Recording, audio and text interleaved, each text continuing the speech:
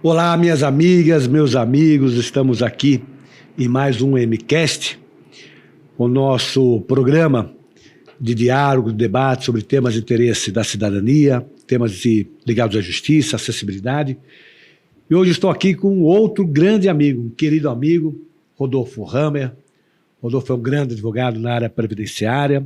Rodolfo foi presidente da OAB de Nossa Senhora do Ó, presidiu nossa comissão ligado ao direito digital, ao processo digital, junto ao Tribunal de Justiça de São Paulo. Ele negociava com o tribunal quando tinha problema no site, ele que saía correndo, brigava lá no tribunal para ter acessibilidade.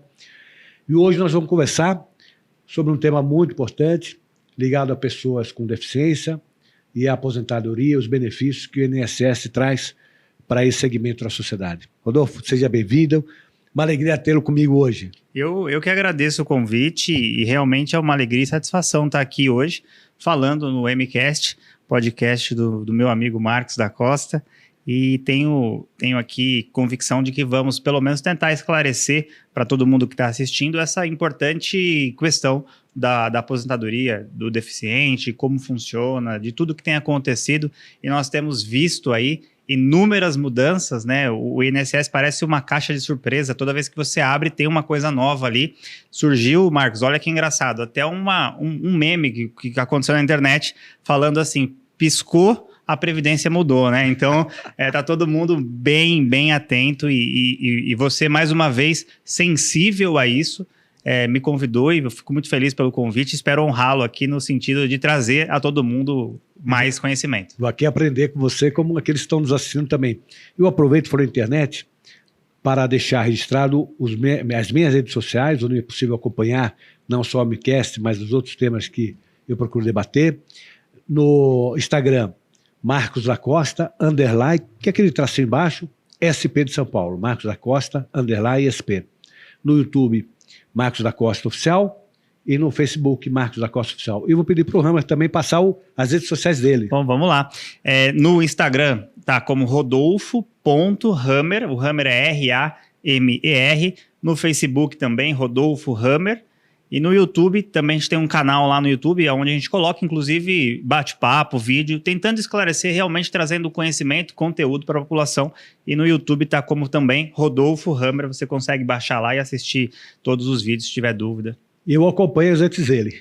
É isso aí. Hammer, vamos começar a falar um pouquinho sobre a advocacia. Começar pela advocacia na área previdenciária. Como é que você escolheu essa área e como é que é hoje militar na área previdenciária como advogado? Bom, primeiro que para eu entrar nessa área de direito previdenciário é uma coisa bem interessante. Meu pai é advogado, né? E eu já trabalhava no escritório dele, mas ele não fazia direito previdenciário. Só que eu me deparei com dois problemas na família. O meu avô queria aposentar e não conseguia, e o meu pai também queria aposentar e não conseguia.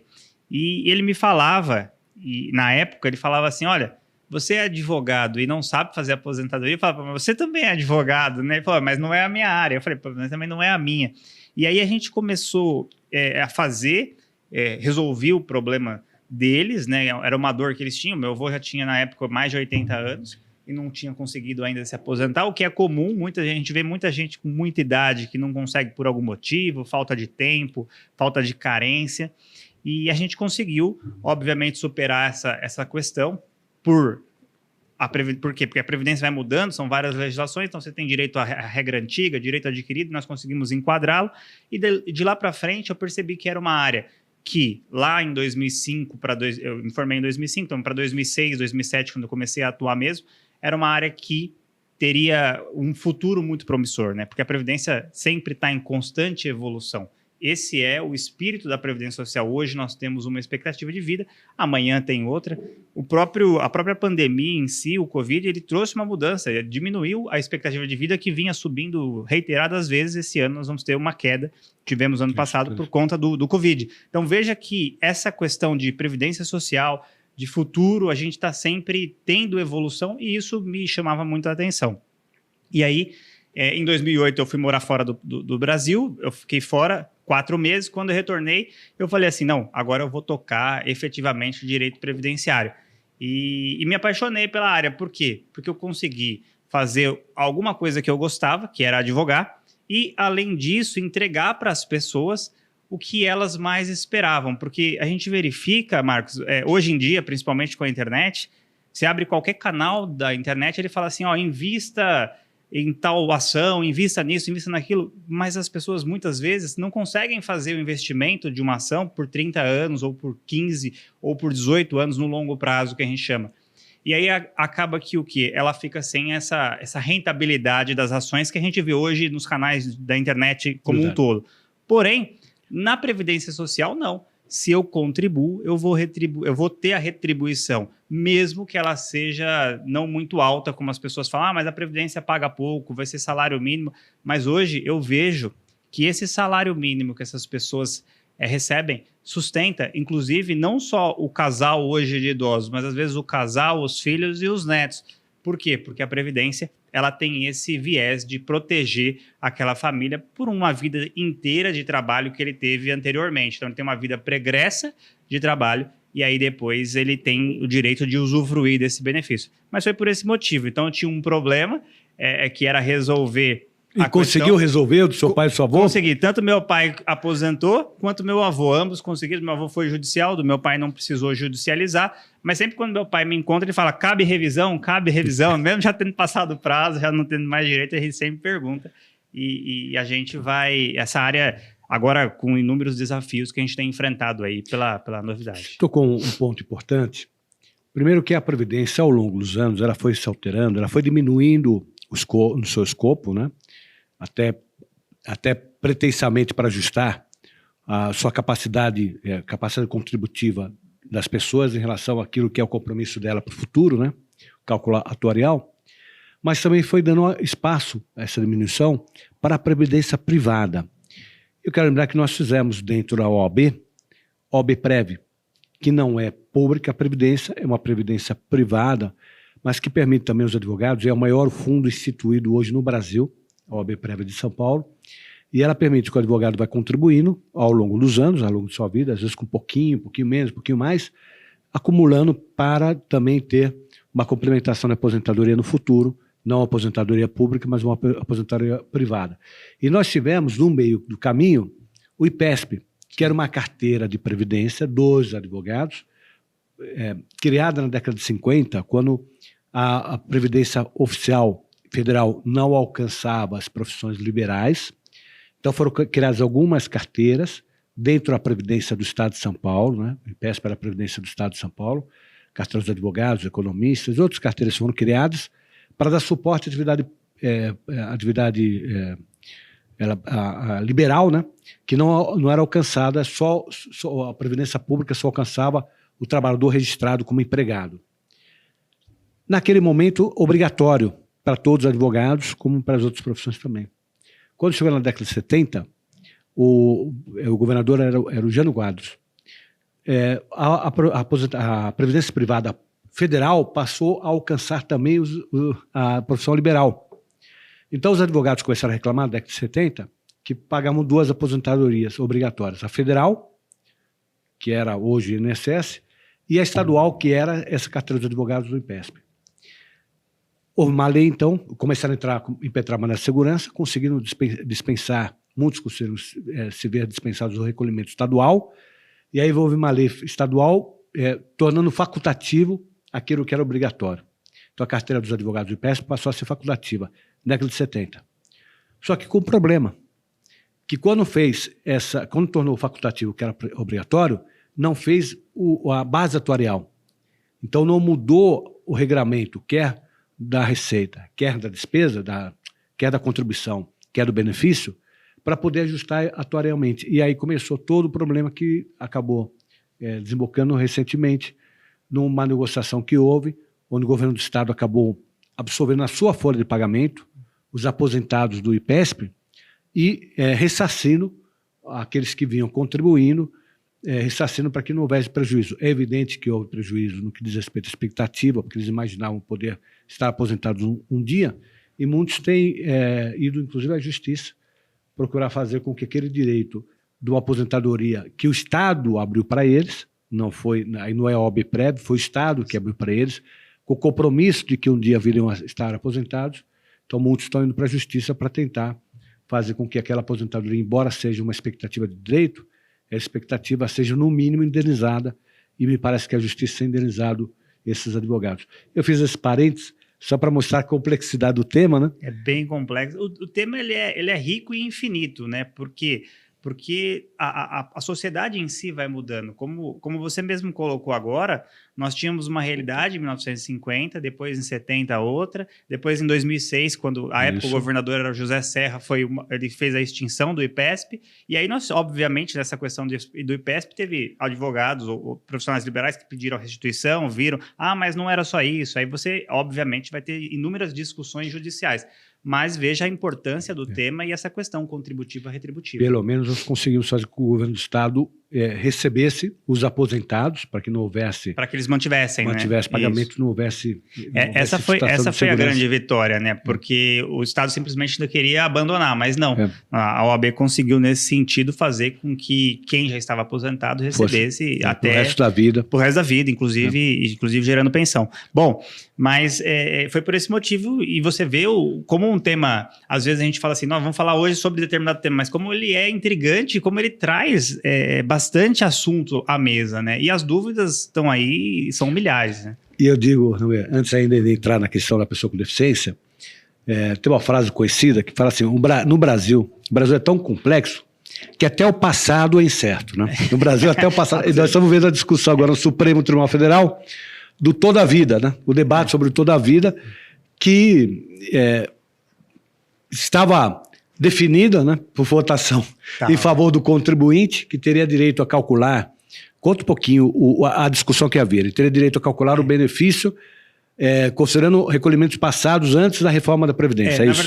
Na verdade, a revisão da vida toda, né, que hoje está no Supremo, o que ela traz? Ela traz a possibilidade de se incluir no cálculo todas as contribuições, e não somente as contribuições a partir de 1994. E por que 1994, julho de 94, é uma data importante para a Previdência? Porque é quando se torna ou se cria o Plano Real. E aí, para a Previdência, segundo eles marcam ali, vamos fazer de 94 para frente, porque é tudo real, é mais fácil, não precisa converter moeda, etc.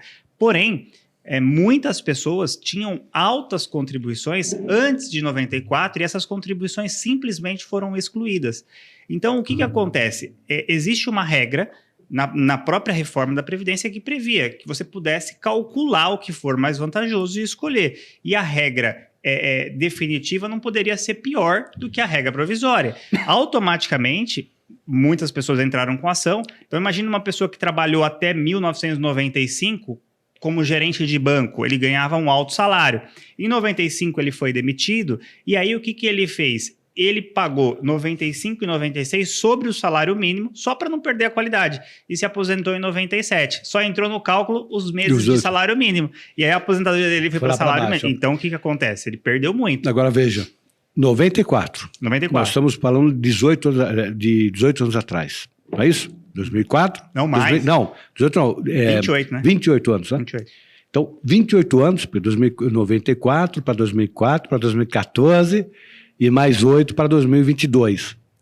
28 anos para uma decisão no Supremo Tribunal Federal em relação a um tema que é relevantíssimo e imediato, porque nós foram pessoas idosas, sim, que, portanto, não podem ficar esperando 30 anos para uma definição em termos de jurisprudência. Então, vamos lá. Primeiro isso. É um absurdo, uma matéria dessa está sendo definida depois de quase 30 anos, quase 3 décadas. E salvo engano, Marcos, aqui é uma visão minha. Talvez não seja nem uma matéria constitucional, porque essa matéria, na minha opinião, ela é infraconstitucional. Ou seja, o STJ já decidiu e favorável aos segurados, mas o INSS recorreu. Tem mais esse detalhe. Tem mais esse detalhe. Mas, de qualquer forma, quase 30 anos para ter uma posição pacificada pela Suprema Corte. Essa é uma questão. A segunda questão, a maioria já morreu. Ou uma boa parte desses que contribuíam antes de 94 já faleceu.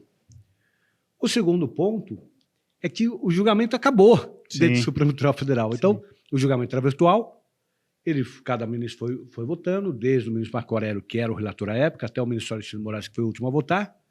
Quando o julgamento acabou, a votação acabou, quando todos os ministros declararam seu voto, um dos ministros diz o seguinte: o assunto é relevante, o tema é complexo, não dá para fazer o julgamento virtual depois de ter acabado a votação. E pede para o plenário decidir. Os mesmos 11 ministros que já tinham votado, quando acabou a votação, apresentado o voto do último ministro, que foi o ministro Alexandre de Moraes, um dos ministros diz, não, eu prefiro que vá para... Que é um absurdo. Né? Cria uma insegurança jurídica gigantesca. E agora, o ministro Marco Aurélio, que era o relator, ele se aposentou. Sim. Portanto, indo para o plenário, vai ter uma outra discussão se o voto dele no plenário vale ou não vale. Porque a votação foi 6-5. 6-5. Em favor dos aposentados. Dos aposentados. Um dos votos vencedor, o condutor, um dos 6 votos, foi o do ministro Marco Aurélio. Como ele está aposentado, vai ter uma discussão sobre o voto dele vale ou não vale agora. Porque se o voto dele não valer, vai voltar a empatar 5-5. E o ministro André, que acabou de ser nomeado, votaria no lugar dele e aí poderia haver uma alteração no resultado final. Sim. E seria 6-5, eventualmente poderia ser 6-5 para o governo. Então veja a situação dramática que vivem os aposentados no Brasil, que tem que esperar 30 anos para o julgamento, 28 anos para ver um processo julgado. A maioria já morreu, né? E depois de ver julgado, o processo ser julgado no Supremo, local que talvez nem devesse ser julgado, como você mesmo, Hammer, destacou, porque a matéria é infraconstitucional. Sim. E depois, votado no Supremo, acabar a votação, reabre a discussão numa tática absolutamente disparatada, ao meu ver, porque a votação já tinha acabado, reabre a discussão e pode, eventualmente, na nova discussão, ter uma alteração no voto, de forma a ficar 6-5 em favor do governo, em prejuízo, mais uma vez, dos aposentados. Então, veja como é complexo a situação da justiça e do direito como um todo aqui no Brasil. E sabe o que preocupa muito, Marcos, em relação, inclusive, a essa votação, e aqui cabe, tendo em vista até o alcance, do seu alcance, do próprio podcast, do MCast, é o seguinte, o ministro André, que entrou, ele era AGU, ele era advogado-geral da União, ou seja, ele defendia o INSS. Em regra, na minha visão, ele deveria pelo menos falar assim, vale o voto do ministro Marco Aurélio, porque eu sou impedido. Na época eu estava contra, não tem como eu votar. Porque senão, obviamente, a gente pode sim ter um prejuízo.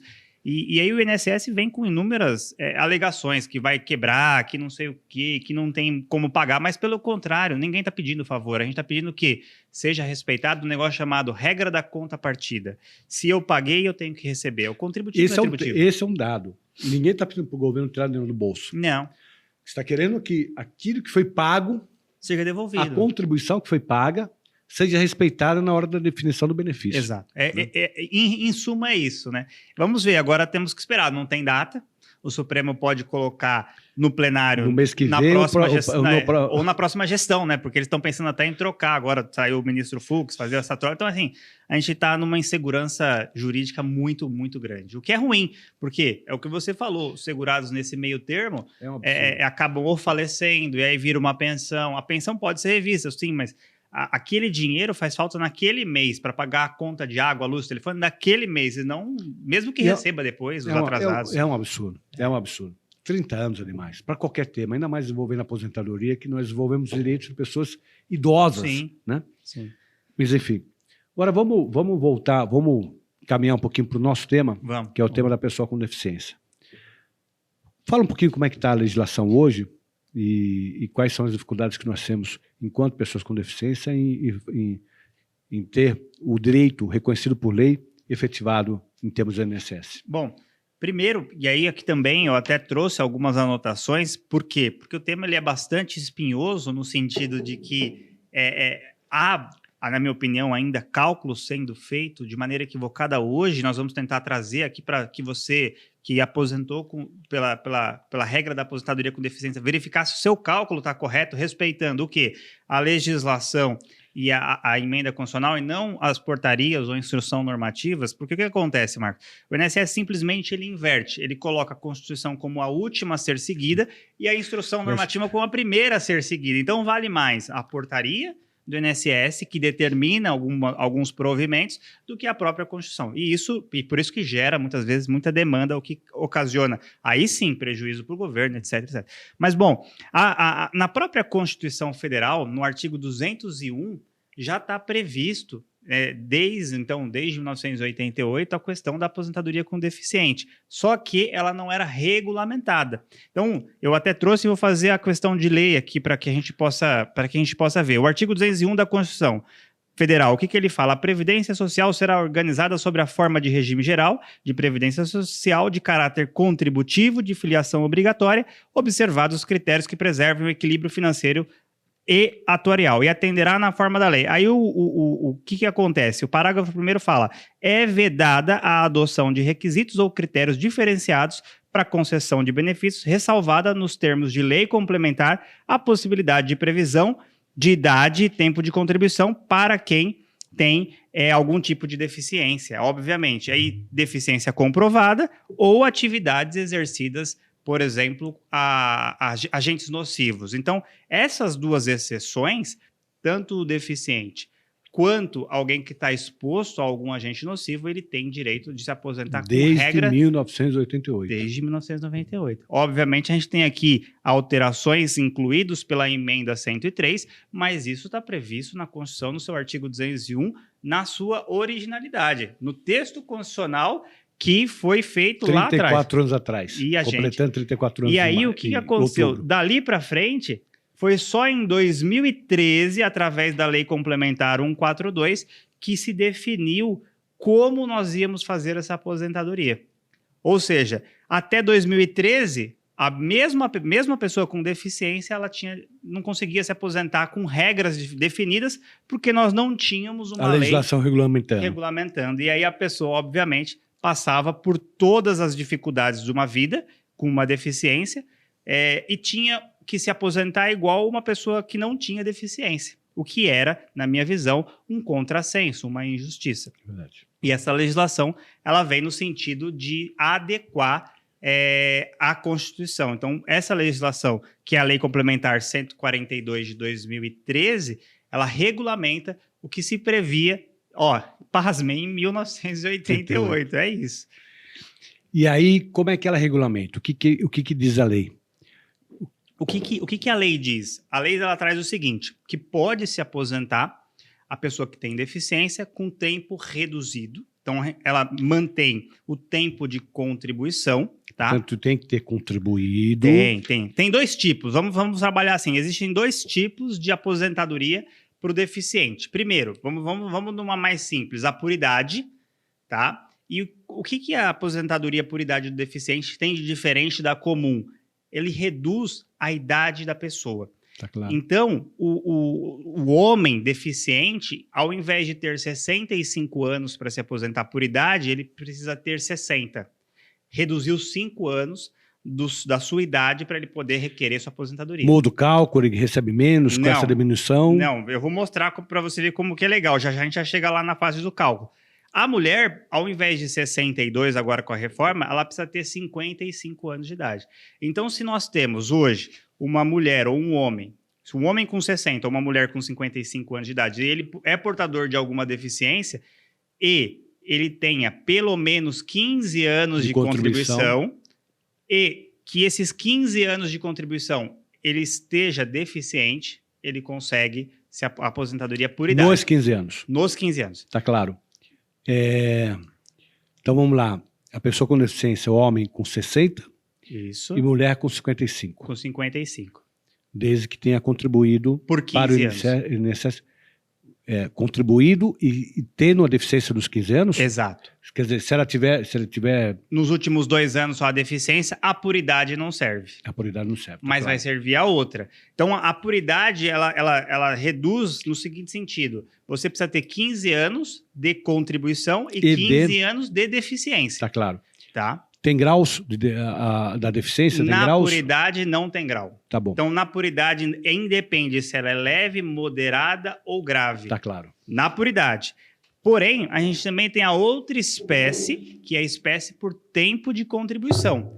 E essa de tempo de contribuição, sim, essa vai ter o grau, que é o grau leve, moderado e grave. Então, dependendo do grau que você se enquadra, você tem aqui requisitos. Então, por exemplo... Começa um pouquinho antes. Vamos lá. Por que tempo de contribuição para a pessoa com deficiência? O que é o tempo de contribuição? Imagine uma pessoa que trabalha registrada comum, mas ela, por exemplo, ela tem paralisia. Então, ela usa cadeira de rodas. É uma deficiência grave.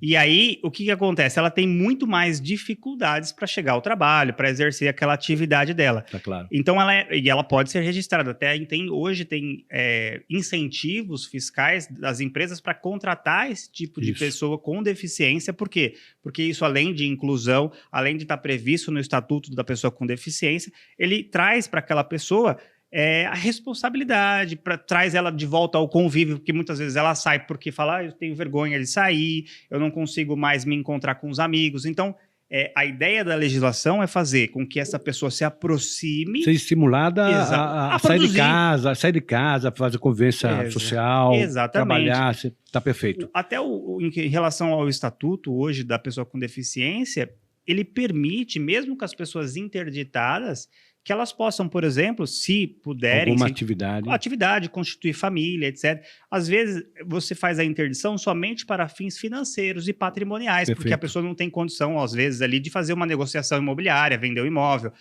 administrar o patrimônio, mas as outras funções que nós fazemos normalmente, essa pessoa muitas vezes faz. E eu conheço, Marcos, isso é interessante, pessoas que têm, por exemplo, síndrome de Down, que é uma deficiência, que tem um relacionamento amoroso, que tem até família, normal. E às vezes a gente fica um pouco com um milindre, limitado a falar esses assuntos. Nós precisamos falar sobre esses assuntos, porque esses assuntos estão na nossa realidade, na nossa família. Eu tenho na família pessoas que usam cadeira de roda. Verdade. Então a gente precisa enxergar isso, né? Tenho na família pessoas com síndrome de Down, e a gente sabe que essas pessoas vivem em comum, trabalhava, inclusive, registrado. Ele é um tipo de pessoa que pode, por exemplo, ter a redução. E qual que é a diferença para a pessoa com deficiência em relação aos outros tipos de aposentadoria por tempo? Então, aí o tempo de contribuição, dependendo do grau, ele diminui. Então, por exemplo, ele vai ser de 25 anos de tempo de contribuição para o homem e de 20 anos de tempo de contribuição de mulher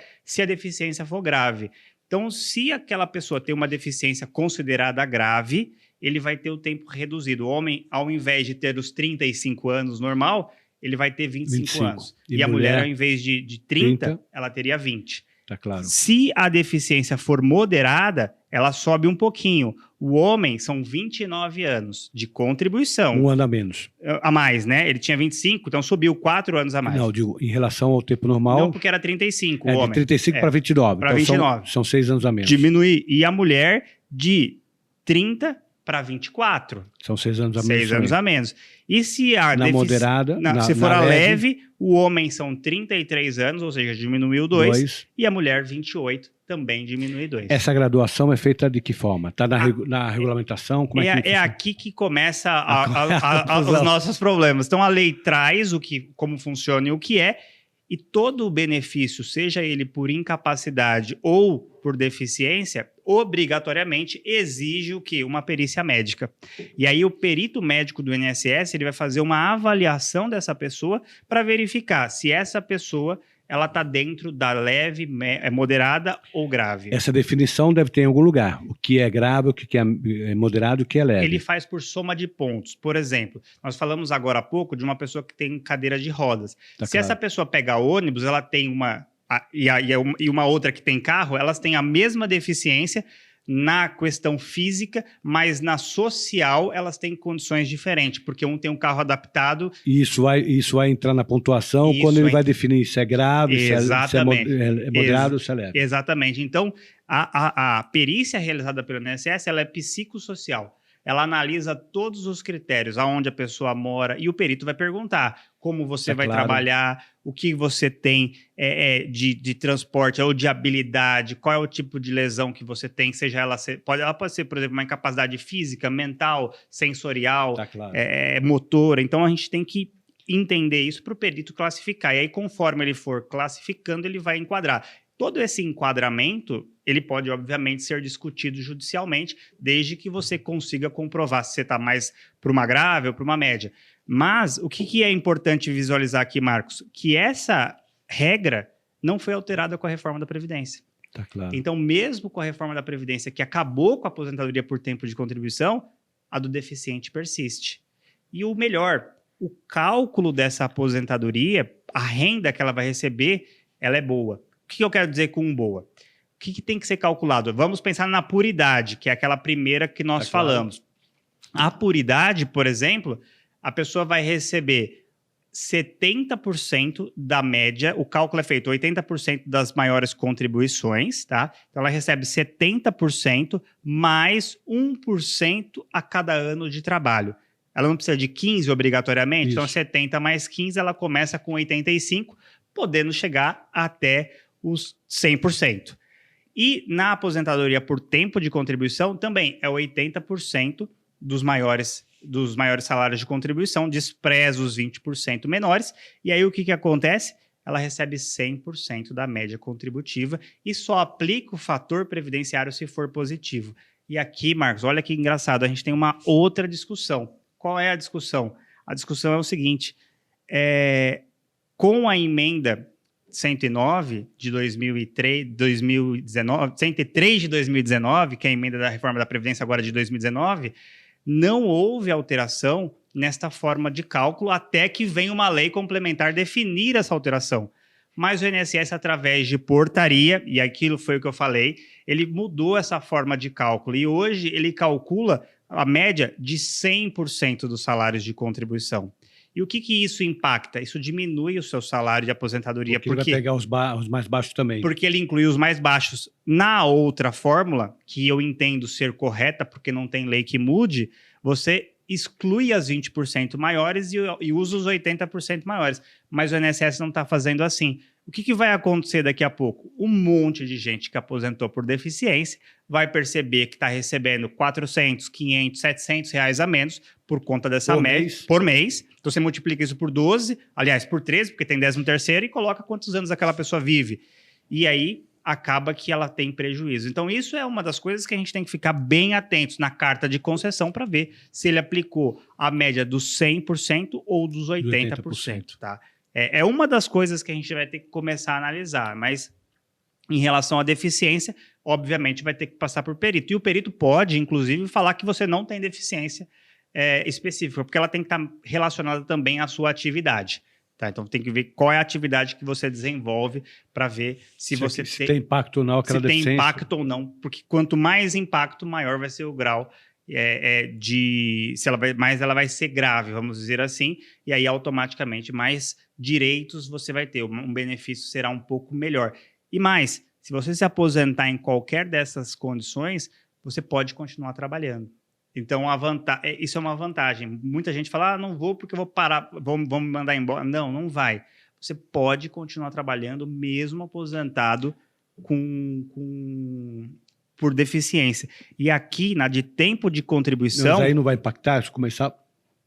Porque como o estilo de trabalho também vai definir se a deficiência é grave, moderada ou leve, quando ela volta a trabalhar, o novo trabalho pode impactar nisso, né? Pode, mas não tem problema. Ela pode se aposentar porque ela preencheu os requisitos. Mesmo que ela tenha uma deficiência já caracterizada como, por exemplo, moderada, imagina... Para um outro emprego seria leve, por exemplo. Poderia. Ela muda o critério da aposentadoria dela ou não? Muda no seguinte sentido. Imagina que a pessoa tem uma deficiência X e essa deficiência X ou ela se agrava ou ela melhora. Então você pode, no decorrer daquele tempo... Vamos pegar no meu caso, por exemplo, eu perdi a perna abaixo do joelho, a perna direita.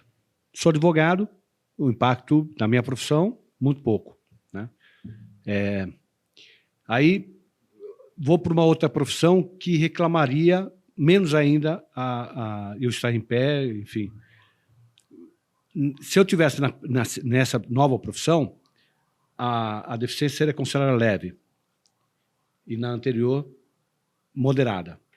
Ao assumir uma nova profissão em que essa deficiência é considerada leve e tendo minha aposentadoria sido calculada a partir da profissão anterior, que era considerada moderada, a aposentadoria muda? Não muda. Ela continua. Por quê? Porque você adquiriu o direito naquelas condições. Tá claro. Preencheu os requisitos e ali você incorporou. O direito previdenciário virou seu patrimônio. Tá claro. E a partir daquele momento você arrumou outro emprego que exige menos. E ali a sua atividade ela é menos impactante na sua deficiência. Mas, por exemplo, se a sua fosse considerada leve, ao invés de 35 anos de trabalho, você teria 33 anos de trabalho, você economizaria 2. E a faixa, em tese, para a lei, pegaria os 80%. E 80%. Não 100%. 80%. Tá, e descartaria as 20 contribuições menores. Exato. E esse tipo de aposentadoria não existe mais. Por quê? Para quem é comum, para quem não tem uma deficiência, só vai se aposentar ou programado, que a gente chama por pontos, ou se você utilizar o pedágio 50% ou 100%. Então, acabou a aposentadoria por tempo de contribuição. Você precisa ter uma idade mínima agora. E aqui você não precisa ter idade mínima. Então, com qualquer idade, desde que você preencher o tempo de contribuição específico. Em termos do processo, já tem essa diferença do perito. Tirando a diferença do perito, o processo normal, como é que funciona? O processo é normal. Você vai fazer hoje através, que é muito importante, aproveitando mais uma vez a visibilidade do MCast. O que é importante a gente ficar atento? Todo mundo tem que ter acesso ao sistema Meu INSS, é no gov.br, criar uma senha, um login. O login geralmente é o CPF e uma senha que você cria, para que você possa, junto no sistema do Meu INSS, fazer os seus requerimentos. Então, você vai fazer o requerimento, por exemplo, de uma aposentadoria da pessoa com deficiência. Volta um pouquinho. No sistema do o Meu INSS, eu consigo ver o que consta lá em termos de passado, as contribuições do meu nome, para saber se alguém, apesar de estar, por exemplo, com carteira assinada, se algum patrão não informou. E isso consegue ver pelo Meu INSS? Consegue, e isso é uma das maiores revoluções que, mais uma vez, o Covid nos trouxe. Porque quando todos ficaram em casa, alguns sistemas tiveram que evoluir em 2, 3 anos, o que eles demorariam 10, e o INSS foi 1. Justiça há de ser feita. Nesse sentido, o INSS evoluiu muito, ainda vai evoluir mais, mas melhorou bastante. Então no site, qual é o site? Você vai entrar no gov.br, lá no gov.br você vai no Meu INSS, aí você vai digitar o seu CPF, se você não tiver senha, você vai criar. Dá para acessar com certificado digital para quem tem, dá para acessar pelo banco, para quem tem acesso do banco, fazer biometria facial, reconhecimento facial, biometria, você consegue fazer tudo isso pelo próprio celular. No final de semana mesmo, eu estava com o pessoal em casa, a minha cunhada falou assim, como é que funciona? Nós baixamos lá na hora o aplicativo no celular dela e ela verificou que tinha uma pendência de um empregador antigo. Então. Aí o que ela falou? O que eu faço aqui? Eu falei, você vai ligar para sua empresa antiga, para o RH. Vai informar. E vai corrigir. E aí você faz uma alteração de vínculo. Ela falou assim, e qual muito importante isso, muito importante isso, independente de ter ou não deficiência, verifique, entre no site gov.br, no Meu INSS, verifiquem lá, todo mundo, verifique lá como é que está o histórico de contribuição, para saber se não tem alguma falha, para já tentar regularizar antes que você chegue no período da aposentadoria e tenha que sair correndo, e aí perca algum tempo da aposentadoria para tentar regularizar. Então, é muito importante isso. Entra no gov.br, Meu INSS, verifiquem o passado que está lá anotado no sistema para saber se corresponde à sua realidade. Se tiver alguma falha, entre em contato com o seu empregador, peça para alterar, para ajustar, para corrigir, para que você tenha tranquilidade. No momento de completar o período para a sua aposentadoria, você tenha tranquilidade em poder fazer uso do seu direito de se aposentar um dia. E olha aqui como é bom fazer isso antes. Por exemplo, imagine que você trabalhou no Mapping ou na Mesbla. Não tem mais. Como é que eu vou pedir os documentos? A Mesbla parece que está voltando agora. Mas o Mapping não tem mais. Como é que eu vou pedir ficha de registro, declaração? Então, o importante é você pedir e verificar se tem um problema para as empresas que ainda existem. E a gente enfrenta hoje isso. Um dos motivos da fila do INSS é por isso, porque as pessoas vão sem documentos e quando chega lá, no pedido, para análise, o servidor fala, solicito isso, que você poderia ter arrumado antes. Aí vamos lá, me aposentei, pessoa com deficiência, com um período menor. Eu tenho que ficar voltando no INSS de tempos em tempos para provar que eu, por exemplo, não tenho a perna. Tinha isso. Né? Se exigia que eu voltasse de vez em quando para conferir como ainda existem. Sim. O governo do Estado ainda existem algumas situações. Eu sou obrigado a, toda vez que eu peço IPVA, a isenção do IPVA, a pedir um laudo outra vez para comprovar que eu não tenho como minha perna crescer. Então, no INSS tem isso. Eu tenho que voltar lá de vez em quando para provar que a minha deficiência ela continua a existir? A sua pergunta é excelente e eu vou tentar esclarecê-la aqui. Provavelmente muita gente pode ter pensado na seguinte dúvida: existe diferença entre a aposentadoria do deficiente e a aposentadoria por invalidez? Essa é uma questão que vem muito, né? Então, olha o que acontece. Imaginemos o seguinte, vamos usar o seu exemplo. Você acabou de falar, eu sofri um acidente, perdi uma perna. Então, eu tenho uma deficiência, mas eu não estou inválido, eu consigo trabalhar. Sim. Então, qual é a diferença de um para o outro? A aposentadoria por invalidez é aquela que eu não consigo mais trabalhar para aquela atividade, enfim. E aí eu me aposento por invalidez. A do deficiente, não. Eu tenho um tempo reduzido porque eu demando maior esforço para o meu trabalho, seja para ir pegar um ônibus, seja para dirigir, seja para andar para o fórum, etc. Então eu tenho uma dificuldade maior e por isso eu consigo antecipar a minha aposentadoria em quantidade de tempo de contribuição. Por invalidez, o cálculo é diferente também, vai ser menor a aposentadoria. É outro cálculo, por invalidez é outro. Até antes da reforma era 100%, hoje é 60%. Que também estão discutindo judicialmente que não poderia reduzir, mas isso é um outro cálculo. Mas a gente não pode confundir, você falou muito bem nesse sentido. E agora, o que vai acontecer? Vou ter que passar todo ano? Não, porque você incorporou o patrimônio daquela aposentadoria. Veja, ela é igualzinho uma aposentadoria por tempo de contribuição que ninguém mais retira, porque você provou o tempo.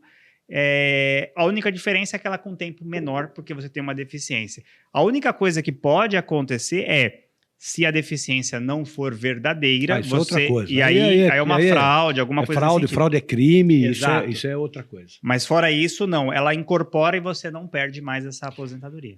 Aí eu vou no meu INSS, verifico lá o meu tempo, entro no próprio sistema, pela internet, online, eu faço o pedido de... Pode fazer. Você vai juntar, tem que ter um pouco de conhecimento, mas você pode juntar todos os laudos, juntar a documentação. É sempre bom procurar um profissional, porque esse profissional vai ajudar, inclusive, no que diz respeito a fazer o cálculo correto, se houver alguma diferença do INSS, ele já resolve, já alertar, Mas, de qualquer forma... Você pode fazer todo sozinho. O sistema ele é funcional para qualquer pessoa acessar.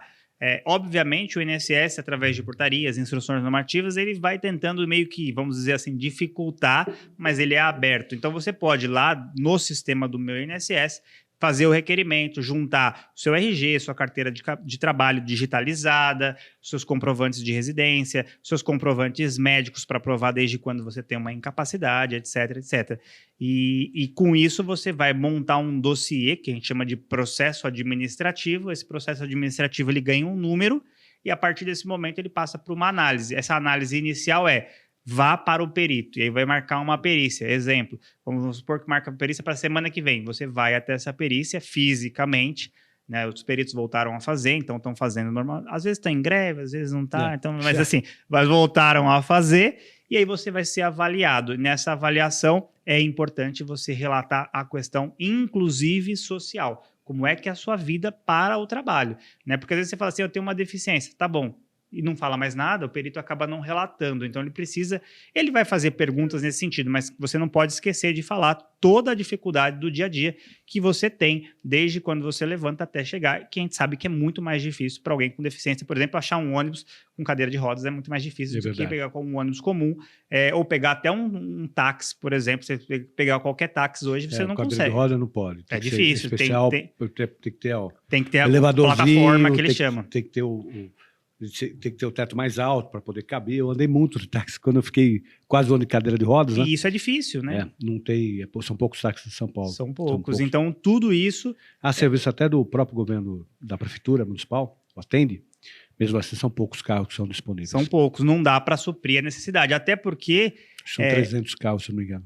E se você vê, o Brasil tem quase 8% da população com algum tipo de deficiência. Então, assim, a gente está quase 200 e poucos milhões de pessoas, então 8% é um número bem considerável de pessoas 18, que têm... 19 milhões de pessoas. São muitas pessoas que têm algum tipo de deficiência, né? Aí deu entrada. Quanto tempo está demorando? Se tudo der certo... Olha, deu tudo certo, não deu nada errado. Nada errado. Quanto tempo está demorando para ser aposentadoria? Atualmente, o INSS ele sempre teve, pela lei, o prazo de 30 dias para avaliar, prorrogáveis por mais 30 dias. O que aconteceu?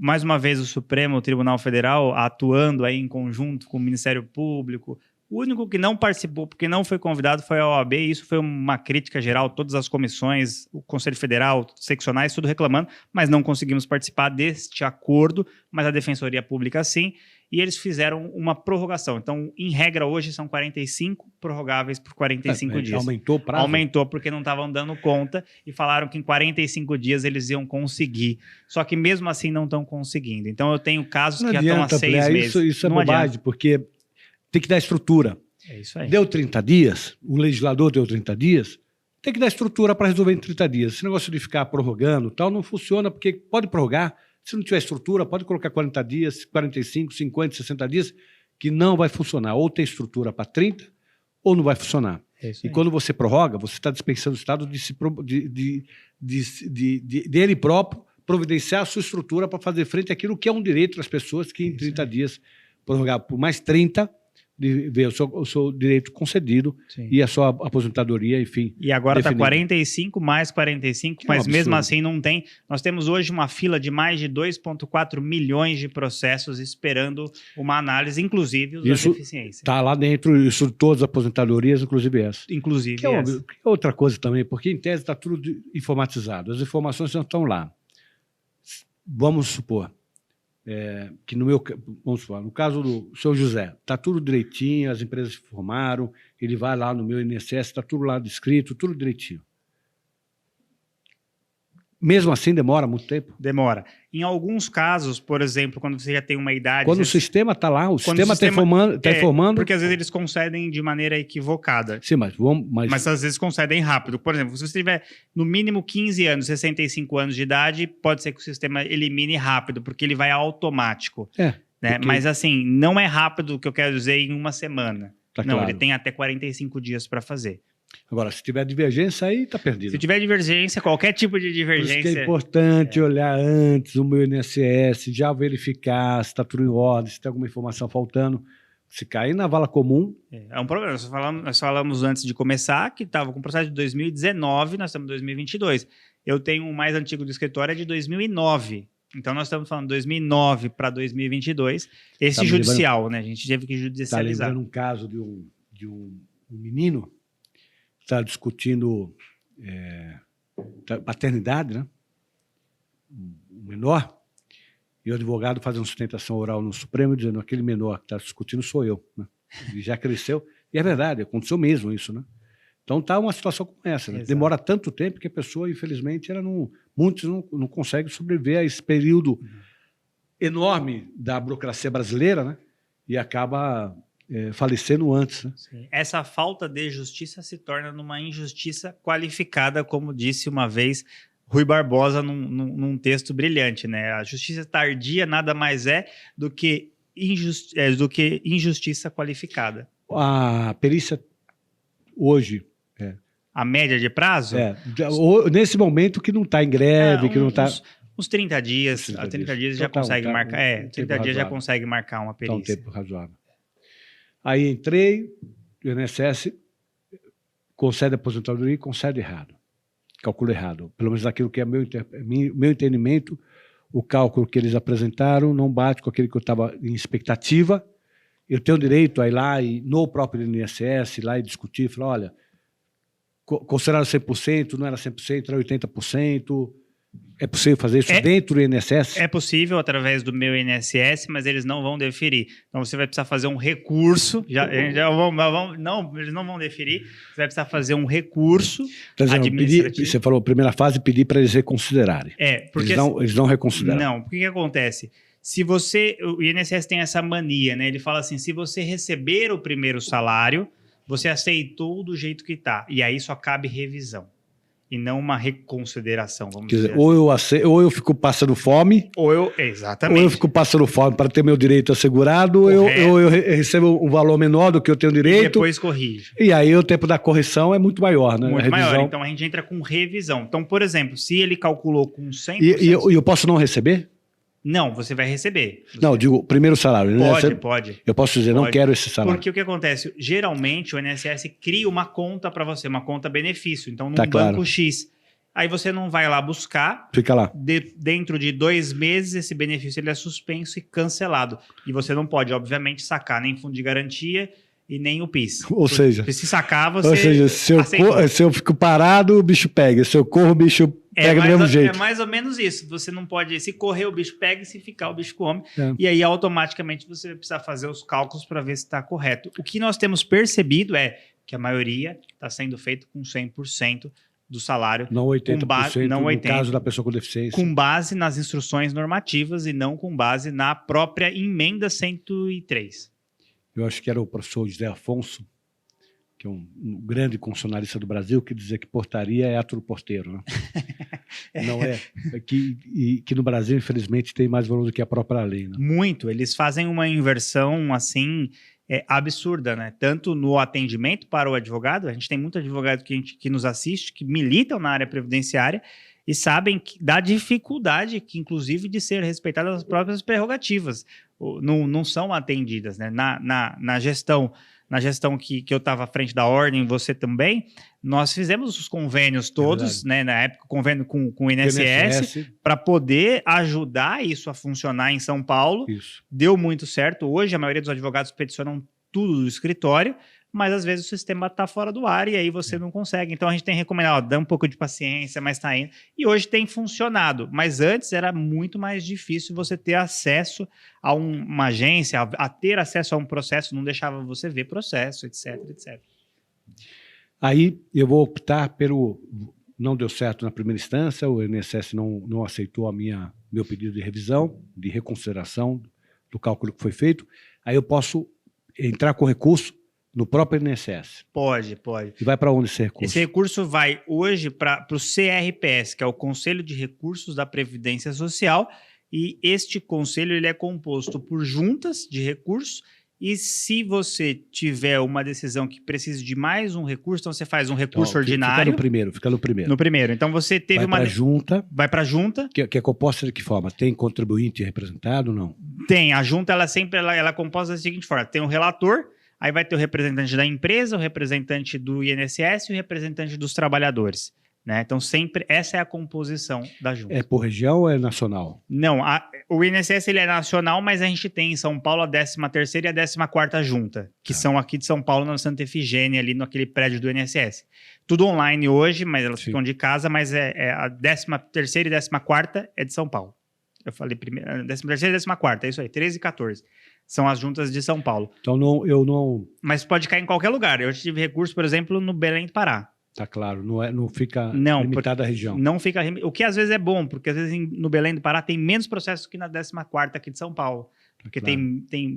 Começa a ir processo para lá quando vai... Hoje é virtual, não precisaria estar limitado, porque o processo não é fisicamente... Não é físico. E aí você consegue, nessa junta, e isso aqui é uma coisa também que eu vejo muito importante, pouca gente fala ou faz, que é fazer a sua sustentação oral administrativa. Então, o advogado pode fazer a sustentação oral e deve, como sempre, mas a parte, caso ela queira, ela também pode. E muitas vezes, Marcos, eu recebo um cliente que sabe mais daquele direito até do que eu, porque ele viveu toda a vida dele daquele processo. Fala, doutor, aconteceu isso. Eu só não sei fazer as petições porque eu não sou advogado, mas é um rábula, no sentido da palavra, ele conhece todo aquele direito dele. Então, se a pessoa quiser, ela pode, inclusive, pedir o direito de manifestação oral, e ela tem lá 15 minutos para defender o porquê que ela tem direito aqui a... Sempre a sugestão é fazer através do advogado, sempre. Porque tecnicamente ele vai estar mais habilitado para fazer sustentação de uma forma adequada para fazer com que o seu direito seja preservado, seja observado pela junta, né? Aí a junta não deu certo. Se não juntou. Se a junta não... mesmo assim na junta não deu certo, você pode recorrer... chama recurso, então primeiro é um recurso ordinário, depois um recurso especial que vai para a Câmara de Julgamento, que essas câmaras, em regra, elas ficam em Brasília, vamos dizer assim, né? Responderia por Brasília, e essa Câmara, ela está para analisar os acórdãos da junta. Tá, claro. O que é interessante na parte administrativa do INSS? Quando você dá entrada no INSS, o INSS ele é um órgão apartado do CRPS, do Conselho de Recursos da Previdência Social. Então, quando você faz o recurso ordinário, ali, em regra, é a primeira instância. O INSS não considera uma instância. É você contra o INSS, claro. Mas a instância é só a partir da junta. Tá claro. Então, é isso. E há possibilidade de um outro caminho, que é o judicial. Aí você judicializar. O que a gente tem aconselhado hoje para os advogados em si? Analisa caso a caso e, principalmente, analisa os enunciados do próprio CRPS. O CRPS, que é o Conselho de Recursos da Previdência Social, ele tem uma relação de enunciados que, dependendo da matéria... Os enunciados são decisões já proferidas com tanta frequência que acabam sendo quase que simulados, Quase. Né? E aí servem de referência para os julgamentos, para aqueles que vão recorrer também, saber Sim. Qual é o entendimento do INSS em relação a uma determinada matéria. Por exemplo, o enunciado número 1, ele fala que a Previdência deve, o funcionário, fazer todos os cálculos para ver qual regra que é melhor para você financeiramente. E às vezes não, acho que quase 100% do caso, eu não vi nenhum servidor fazer esse tipo de cálculo. Olha, você tem direito a 3 possibilidades de aposentadoria. Uma você vai ganhar 1.500, na outra 1.800 e aqui é 2. Qual que você quer? Você não precisa nem perguntar que a pessoa vai querer o de 2.000, mas às vezes eles dão a de 1.800 e você não percebe que você tem direito a uma outra porque ele não considerou um tempo, porque aquele tempo da carteira está rasurado e você não juntou, por exemplo, o extrato do fundo de garantia que te daria direito àquilo e você acaba perdendo. Mas o que é importante fazer nessa questão é, obviamente, se você tiver essa documentação, apresentar e resolver essa situação. Nós estamos chegando ao final dessa 1 hora de bate-papo, né? Queria mais uma vez reiterar, porque isso é muito importante para aquele que está nos acompanhando. Entre no meu INSS, lá no gov.br, verifiquem o histórico, para que se tiver qualquer probleminha, se houver um pagamento que não está sendo acusado, se um empregador deixou de apontar, fazer o apontamento lá para o INSS do seu emprego, do seu trabalho, já corrija desde já, para que não precise, enquanto está trabalhando, sem aquela urgência, porque depois, quando chega no final, né, quando entra com o pedido de aposentadoria, muitas vezes isso pode fazer com que o tempo de concessão do benefício acaba sendo muito maior, até conseguir levantar documentação, Demora. Fazer a comprovação. Né? E então outra, Marcos, olha que interessante, você falou isso, e não na questão do deficiente, inclusive o início da deficiência. Lembra na primeira prioridade precisa comprovar 15 anos? Às vezes você não tem a data do início daquela deficiência e que você não trabalhou com ela. Então é importante a gente ter esses parâmetros. Então, quando que eu fui acometido da deficiência ou eu nasci com uma deficiência, Sim. Então você precisa ter essa documentação que vai instruir o seu processo para fazer que você tenha sucesso. Hamer, muito obrigado. Eu vou mais uma vez falar as redes sociais minhas e vou pedir para o Hamer também falar as deles. As minhas redes sociais. Instagram, Marcos da Costa, _SP. Underline é aquele tracinho embaixo. Marcos da Costa, _SP de São Paulo. No Facebook e no YouTube, Marcos da Costa Oficial. Hamer, por favor. Bom, no Instagram é rodolfo.hamer, o Hamer é R-A-M-E-R. No YouTube eu tô como Rodolfo Hamer, Facebook também sempre como Rodolfo Hamer, vai conseguir localizar a gente lá. E a gente vai voltar, Hamer, a conversar sobre outros assuntos ligados à Previdência. Hoje foi mais focado na pessoa com deficiência, acho que era importantíssimo a gente passar essas informações, mas a gente vai voltar com outros assuntos, porque esse tema é riquíssimo, tem muitas variáveis. E vamos torcer para o Supremo julgar rapidamente, né? Não deixar mais uma década esperando o julgamento do cálculo da vida toda. Né? E procedente para os segurados, né? Para que possa dar um pouco de tranquilidade, um pouco de segurança para as pessoas que hoje contam com esse recurso, que que podem ter, eventualmente, o único recurso que tem para ter um pouco mais de dignidade de vida. Né? E é o recurso que volta para a economia, né? Porque quando você receber o valor majorado da aposentadoria e os atrasados, você não vai guardar, você vai gastar. Você vai comprar um carrinho novo, você vai comprar uma televisãozinha nova, você vai mudar uma... a mulher vai falar assim, vamos pintar a casa, já vai comprar tinta, e é isso que vai acontecer, não vai ficar parado esse dinheiro. Ele vai fazer a roda girar, que é o que precisa para que a gente cresça, né? É verdade. Hamer, mais uma vez, muito obrigado. Espero que a gente possa estar novamente em outros MCast conversando sobre outros temas ligados à Previdência, que é uma matéria riquíssima. Nós temos muitas questões ainda para discutir. Muito obrigado. Eu agradeço o convite, foi uma alegria estar aqui, revê-lo, falar sobre um tema que eu sou apaixonado, que é direito previdenciário. E conhece profundamente. E aqui falar sobre uma questão que pouca gente fala, que é a aposentadoria do deficiente, que está aí desde 2013, ou seja, nós temos, ela está desde 88, mas foi regulamentada em 2013, de 2013 para cá a gente tem aí uma gama de benefícios que poderiam às vezes ter sido concedidos e não foram, etc. Então as pessoas precisam estar atentas. Eu estou sempre à disposição, é uma honra falar com você e junto com você no MCast aqui. Obrigado, querido amigo. Obrigado a todos que puderam nos acompanhar. Até o próximo MCast. Um abraço a todos.